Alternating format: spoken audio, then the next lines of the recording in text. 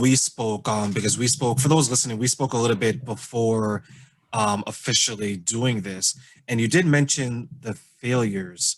What kind of lessons did you learn from those setbacks, and how did it prepare you for any future success that you would have? That's a really good question.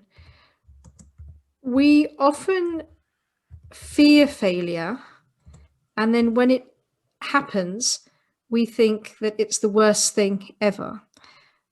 But there is so much pleasure, so many lessons, and so many learnings in failing that I think it should be a regular part and a regular accepted celebration in life when you fail.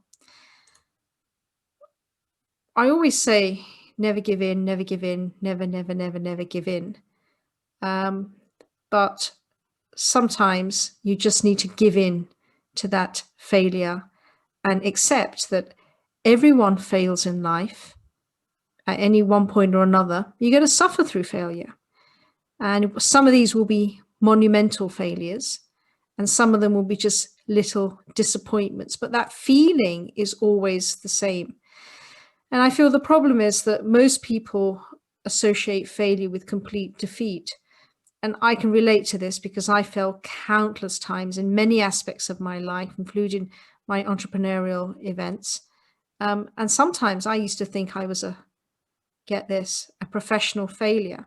I just felt I was failing at everything. It's only when I started learning these lessons that I realized that sometimes we do have to suffer through many failures to realize the importance of it. I also learnt that you realize that it's not the end of the road. When you do fail, it sometimes feels it's the end of the line. It feels like everything you hope for and dream for is now completely out of your reach. And it actually takes a massive emotional toll on you.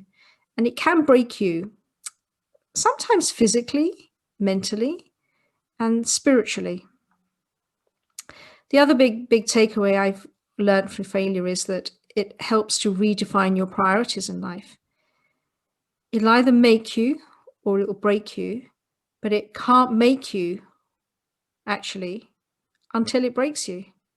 So that's the tricky part of understanding that once you break, that's really when you'll start seeing some successes.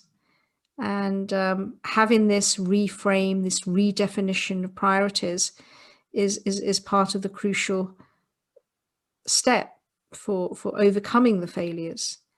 A final point I think that gives you, that you learn and you go when you go through the journey is, and this is quite funny actually, but I feel that failure actually shapes what you value.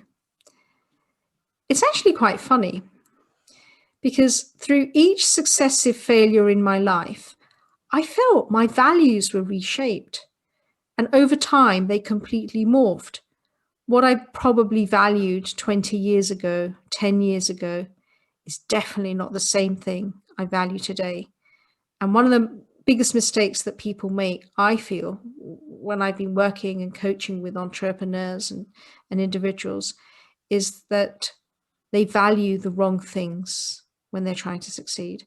So it's really, really important to be very specific about what is it that you want? What is your personal vision? What really matters to you? And what do you have to do first to achieve that personal vision? You see, when you value the wrong things, success can be fleeting.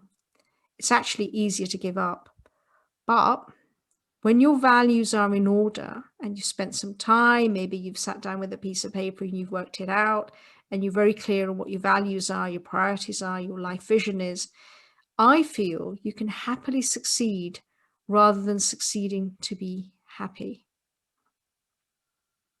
And I will agree with that. And I always, because we always speak of our goals of or our success as a journey.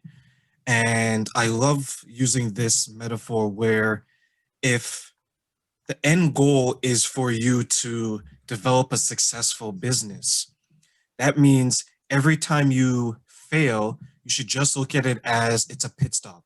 You're stopping to refuel. Either you're refueling yourself to continue going, or you're going to refuel the car that is driving you down that path of success. Because if it's a true journey, there has to be stops along that journey where you have to, as you put it, reevaluate your outlook, reevaluate what you think is important, and just to refuel. Because it'd be naive of us to think that we can continue down a path and there won't be any hiccup. There won't be a stop in the road, there won't be a hole in the road, or there won't be a fork in the road where we can either go left, right, or continue straight. And I think that's all that it is, just us reevaluating ourselves, reevaluating what is important, and still having the goal in mind. And you raise a good point saying that you will learn more from the setback. I remember every single time that I've had a setback, and I think many of us do, and I would be afraid to think that the reason why I didn't continue forward wasn't necessarily the failure itself. It was the fear that maybe I wasn't going to be as successful as I planned to be. Have you ever experienced a situation when you're opening all these businesses, when you're down the path of being successful, you thought, what if this person judges me and their judgment is so impactful that I don't want to continue the process of being successful, the process of fulfilling my dreams? Have you experienced a thought like that? Many times, I think it's a very valid point that many of us experience and feel, in that I much of my life experienced imposter syndrome, which is similar to what you're talking about, in that I would feel that I was doing the wrong thing, or I wasn't good enough to do this, even though I was doing it. I was successful and I was going quite far with it. And it derails you when you have those feelings. And it's really important to sit down and assert within yourself that you do know what you're talking about, have the knowledge, you have the expertise, and it's important that we're true to ourselves, to value ourselves, and ensure that these feelings don't come into our lives.